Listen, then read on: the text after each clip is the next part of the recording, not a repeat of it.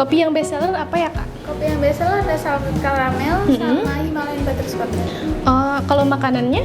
Kalau makanan nasi kita ada nasi ayam rujak sama nasi ayam pandan. Nasi ayam pandannya 1, Ya. sama yang salted caramel latte 1, air mineralnya 1. Ya. Terima kasih, Mbak.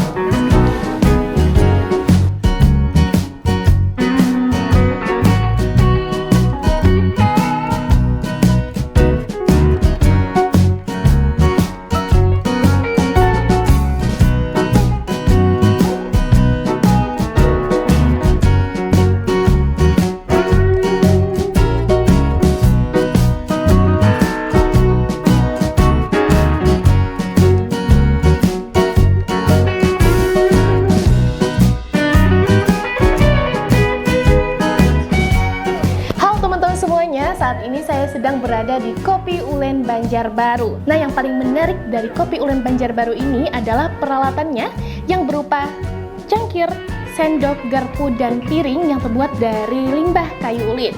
Nah, teman-teman pasti penasaran kan bagaimana bisa peralatan cantik seperti ini terbuat dari limbah kayu ulin. Kalau teman-teman penasaran bagaimana sih cara pembuatannya, terus ikuti liputan kami bersama saya, Syakira.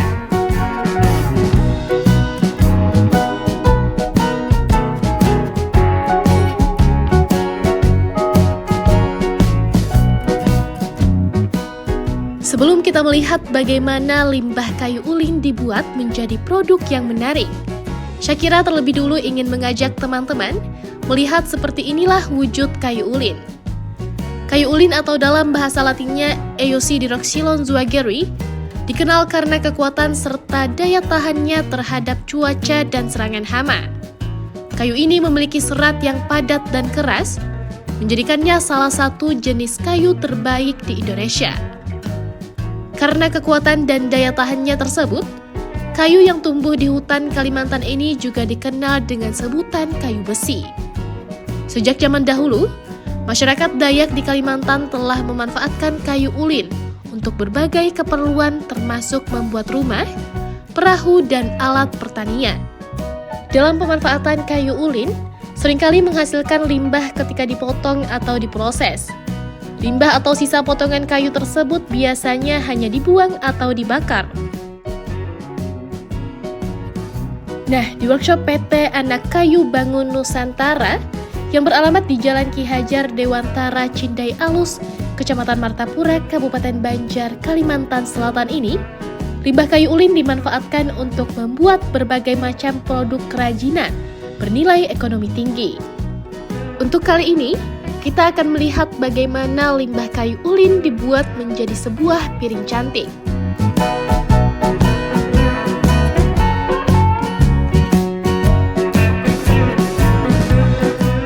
Proses diawali dengan meletakkan potongan kayu ulin ke mesin bubut kayu.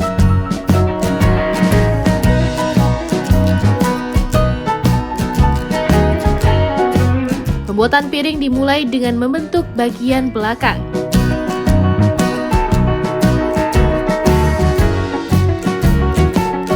Diperlukan skill khusus perajin untuk mengerjakan tahapan ini.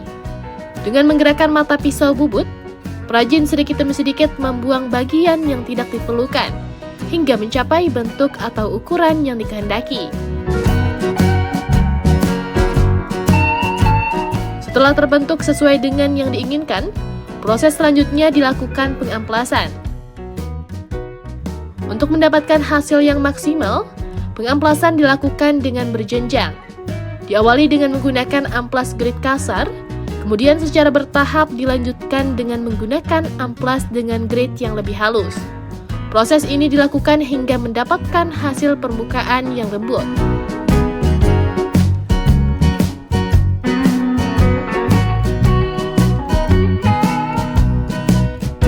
Setelah proses pengamplasan selesai, dilanjutkan dengan pembentukan bagian depan piring. Seperti pembuatan bagian belakang, untuk pembuatan bagian depan piring juga diawali dengan pembentukan dan diakhiri dengan pengamplasan.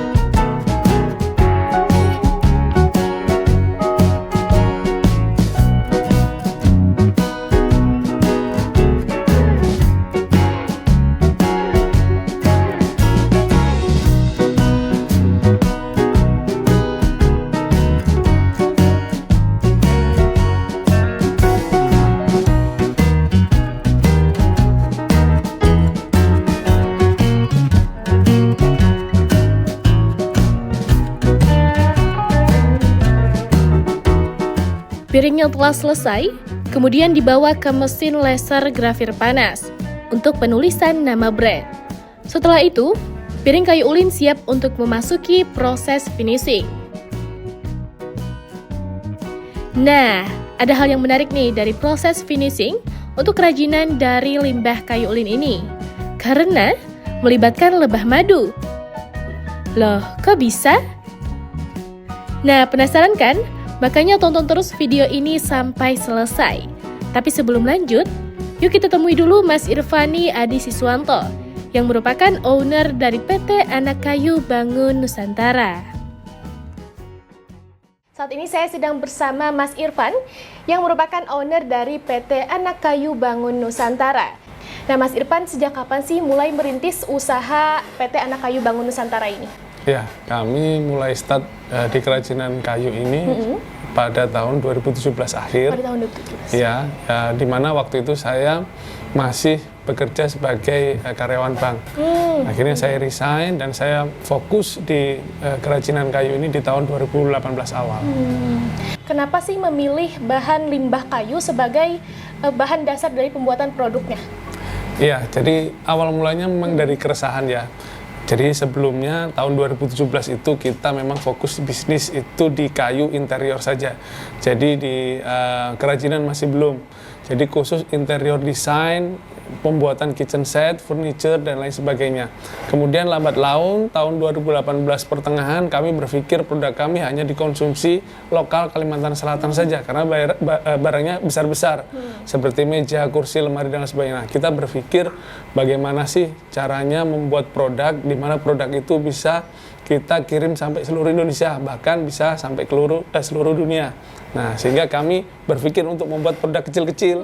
Nah, kita berpikir karena banyak sekali limbah ulin saat itu yang tidak difungsikan dengan baik, kita manfaatkan limbah-limbah tersebut menjadi sebuah karya seni, yaitu kerajinan kayu ulin. Bagaimana sih proses pembuatannya, kan dari bahan kayu lalu berubah menjadi bahan-bahan unik yang cantik-cantik seperti ini? Prosesnya panjang ya. Jadi kita memang pemilahan dulu dari limbah kayu ulin itu sendiri. Kalau limbah itu memang bahannya memang sudah ukurannya kecil, maka nantinya akan menjadi produk yang kecil juga. Kalau limbah itu besar, makanya bisa dibuat menjadi produk yang bisa besar juga, seperti mangkok, telenan, dan lain sebagainya. Sehingga kita membuat barang itu tergantung dari bahan baku limbahnya. Kalau barangnya kecil, barangnya hasilnya pun juga kecil. Nah, prosesnya sendiri kita mulai memilah bahan baku sampai menjadi produk jadi lumayan panjang karena kita menggunakan mesin tersebut mesin semi otomatis. Kita menggunakan mesin semi otomatis dengan beberapa bantuan mesin otomatis juga, yaitu mesin laser sebagai penanda grafir panas seperti ini. Karena ada beberapa customer memang minta diberikan merek atau brand seperti yang ada di brand kayu ulin ini, seperti itu. Pertama kali kita bikin produk ini, merek ini, barangnya custom tapi sangat sedikit variannya. Jadi seperti mangkok, piring, sendok, itu saja. Nah, kemudian saat ini berkembang luas menjadi beberapa model itu karena permintaan dari buyer itu sendiri. Jadi kita berkembang dari pembeli. Nah, kalau misalkan pembeli itu, karena kita kan produksi sendiri ya, jadi kita membuka sistem custom orderan. Jadi kalau customer ingin membuat cobek, membuat apa ya istilahnya seperti piring yang unik, yang bentuknya tidak presisi pun kita juga bisa membuatnya. Nah, dari situlah semakin banyak orderan, semakin kita berkreasi dengan model-model yang baru. Apa sih hambatan sampai saat ini? Karena bahan bakunya boleh dibilang hampir 90%-nya dari limbah, tentu saja dari bahan bakunya itu sendiri. Karena kalau kita mencari kayu ulin, tentunya yang dijual di pasaran adalah bukan limbahnya. Kayu ulin dalam bentuk papan atau balok, sehingga untuk limbahnya sendiri kita awal mula memang agak kesulitan. Tapi lambat laun banyak supplier atau pemasok yang memang memberikan kami barang-barang limbah kayu ulin sisa produksi sebelumnya seperti kusen, pemproduksi jendela, pintu, dan lain sebagainya. Nah, kalau saat itu memang kita startnya di 2017, tapi perkembangan bisnis kami 2018 ini masih merangkak. Setahun 2 tahun ketemulah COVID. Nah, COVID itu membuat kami down. Jadi kesusahannya apa ya? Salah satunya adalah COVID itu, karena pas baru kita mau bergerak untuk menjual produksi dengan skala besar, ternyata COVID dan pasar lesu, sehingga kami sempat vakum 6 bulan. Kemudian kita bisa bangkit lagi di tahun 2020 pertengahan. Begitu. Nah, ketika vakum saat keadaan COVID tersebut, bagaimana caranya jadi bisa memasarkan lebih sehingga sampai berjalan saat ini? Target pemasarannya itu bagaimana sih, Mas? Jadi kita sering sekali ikut pameran, baik pameran skala daerah, kemudian nasional, kemudian internasional. Memang kita tidak bisa pungkiri bahwa ada campur tangan pemerintah, yaitu dinas-dinas terkait seperti Dinas Perdagangan, Pemko, dan lain sebagainya untuk mengajak kita ke dalam pameran-pameran tersebut, sehingga kita semakin dikenal luas ke masyarakat. Dari pameran tersebut kita kenal dengan buyer-buyer, baik untuk dijual di lokal maupun buyer-buyer internasional. Nah, waktu itu kami pameran di JCC waktu acara Inacraft di Jakarta. Kemudian kita ketemu dengan salah satu buyer dari Korea, dan kemudian selanjutnya kita bisa ekspor. Dari sanalah kita start untuk ekspor hingga saat ini. Ternyata ekspor itu ya gampang-gampang, susah. Menurut kami mudah. Kenapa? Karena semua perizinan ekspor itu biasanya sudah di-handle oleh forwarder.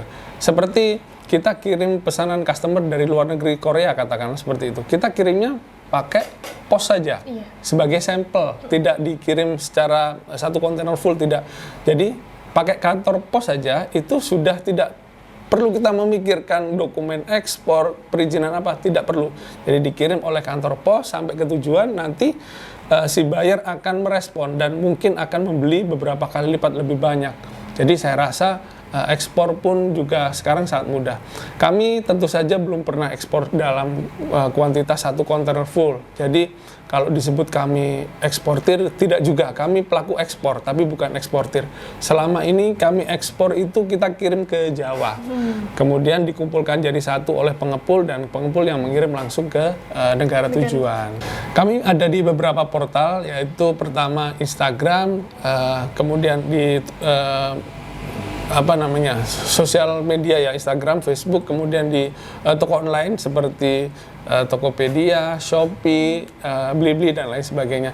Jadi kita membuka banyak channel untuk menjual ya. Kemudian kita juga punya beberapa galeri, salah satunya ada di MESL di Dekranasda, Kota Banjarbaru, dan kita juga baru buka cafe yang dimana galerinya kita isi dengan beberapa produk kayu ulin.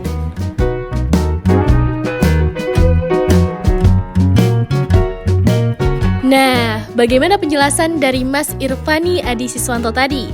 Menarik kan? Mudah-mudahan bisa menjadi inspirasi bagi kita semua, terutama bagi teman-teman yang ingin memulai usaha. Oke, kita lanjut. Seperti yang Syakira janjikan, kita akan melihat bagaimana proses finishing dari produk piring yang tadi sudah selesai dibuat.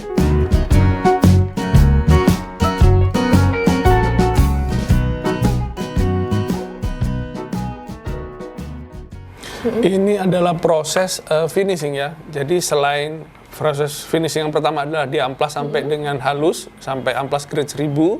Kemudian yang terakhir adalah kita oleskan finishing berupa beeswax.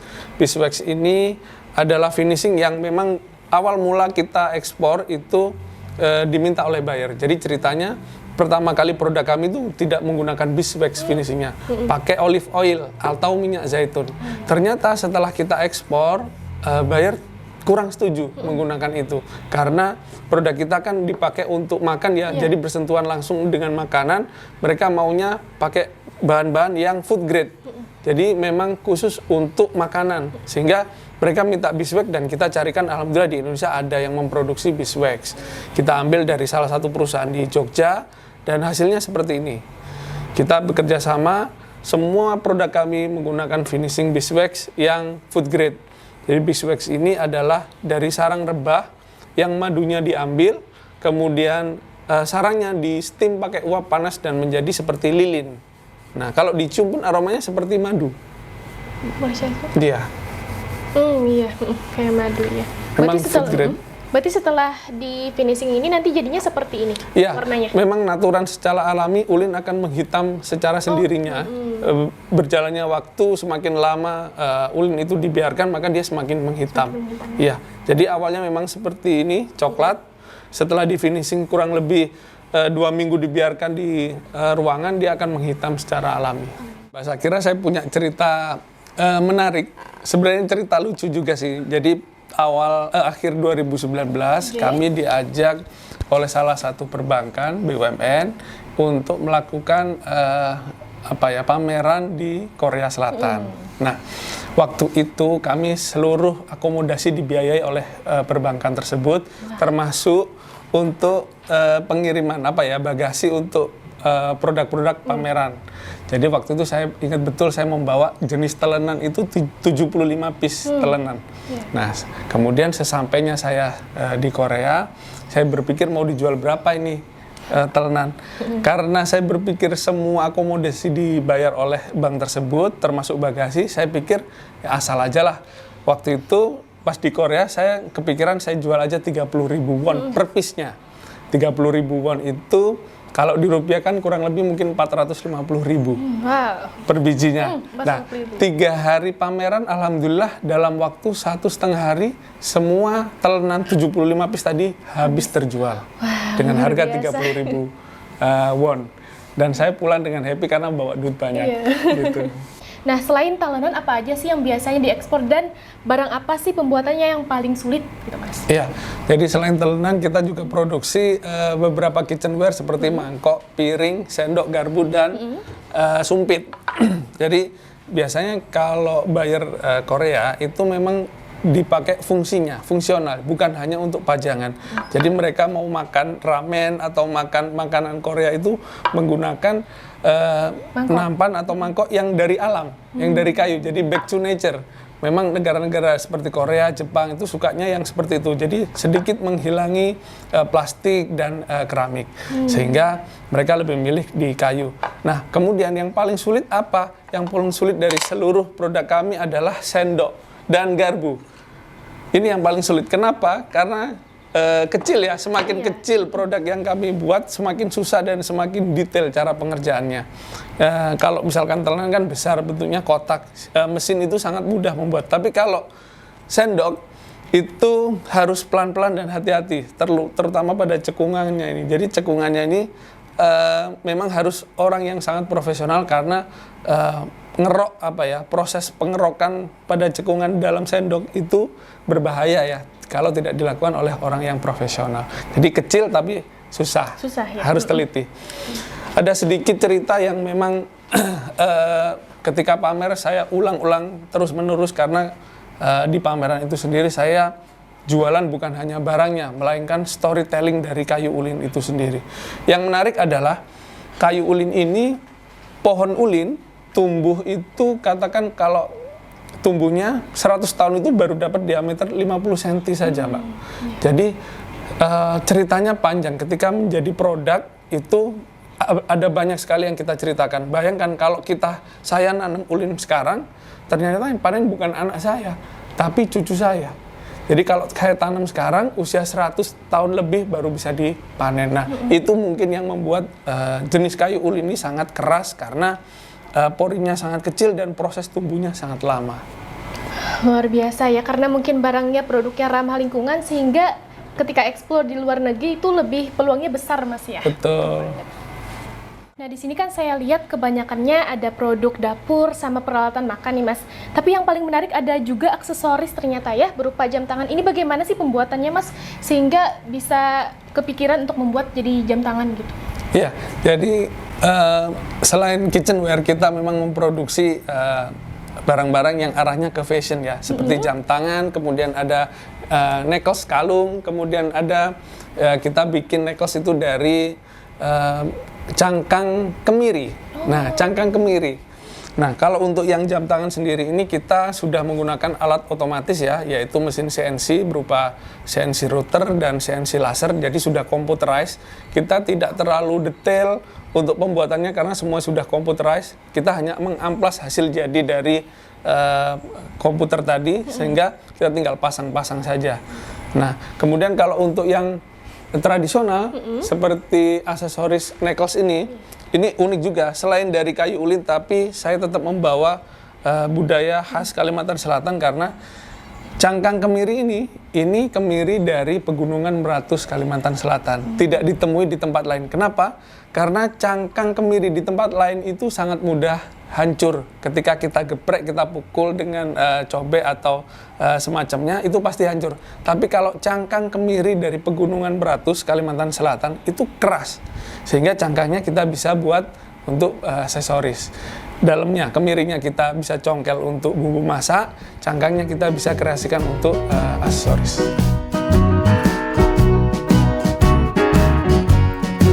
Gimana teman-teman? Semakin menarik kan informasinya? Untuk lebih memperkuat lagi, berikut penjelasan pihak Dinas Koperasi Usaha Mikro dan Tenaga Kerja Pemko Banjarbaru, selaku pembina usaha kecil dan menengah yang ada di Banjarbaru, yang menyatakan kalau anak kayu memang bukan kaleng-kaleng.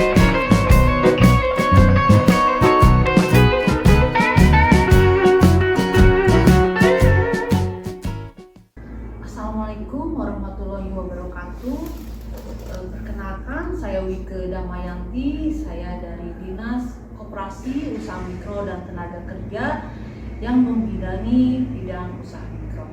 Dan saya di sini mengucapkan selamat kepada anak kayu yang begitu sudah naik kelas ya, omsetnya melejit, dan alhamdulillah anak kayu itu adalah binaan kita dari Dinas Koperasi dan juga binaan dari provinsi.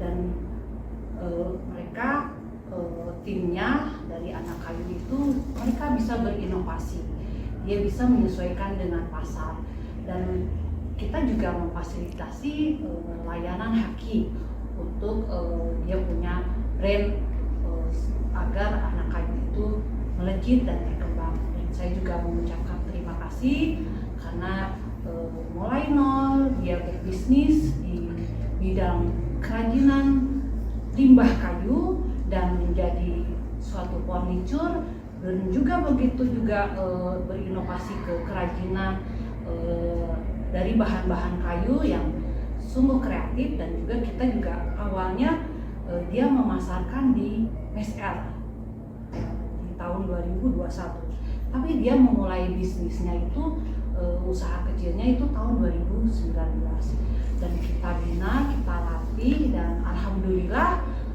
anak kayu begitu melejit dan berkembang hingga naik kelas. Saya mengucapkan terima kasih, dan itu suatu inovasi agar para UMKM lebih maju lagi dan meningkatkan kualitasnya di dunia pasar sekarang yang modern. Mungkin itu yang bisa saya sampaikan. Assalamualaikum warahmatullahi wabarakatuh.